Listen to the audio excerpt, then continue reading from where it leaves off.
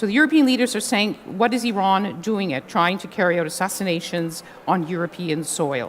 They also see this as part of a kind of behavior that they want to stop. بذارید من از شما یه سوال بپرسم. سوال ما اینه که اروپایی‌ها خودشون تو اروپا چیکار میکنن؟ این همه ترور و جنگ و خشونت که در اروپا و آمریکا هست، چرا سر اونها چیزی نمیپرسی؟ Is there, do you think now... اجازه این اسپایدرمن و بتمن و هالک و این گروه اونجر در اروپا چه آوردن بر سر مردم؟ هنوز که هنوزه دختری به نام نیل، اجازه بدین، دختری به نام نیل داره دنبال مادرش میگرده. هر سال شما دارید یه جیمز باند عوض میکنید، یه جیمز باند جدید به مردم غالب میکنید، اما هیچ کس نگفت که چه بر سر راجر مور اومد.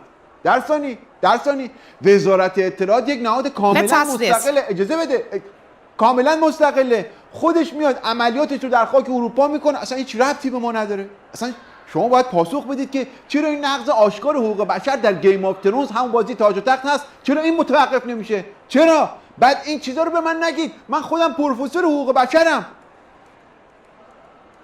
You've mentioned human rights. The Europeans are also saying to you, what about 8 environmentalists who've been in prison for the last year? بذارید من از شما یه سوال. I asked you one first. hold on.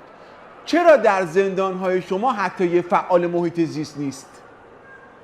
چرا محیط زیست شما با مساحت زیست شما اینقدر متفاوته؟ چرا شما یه دریاچه خشک ندارید؟ چرا یه جنگل به فنا رفته ندارید؟ چرا رودخونه هاتون پر آبن؟ بعد درستانی سیستم غذایی سیستم غذایی ما مستقله، هر کی رو دلشون بخواد دستگیر میکنن، شلاق میزنن، هیچ ربطی هم به ما نداره، ما که مسئولش نیستیم. شما باید به این پاسخ بدین که سریال فرار از زندان رو چرا اینقدر طولانی ساختین؟ چرا اون داداش کچل بدبخت رو شما انداختین زندان؟ ما خواستار رسیدگی به حقوق بشر اونها هستیم.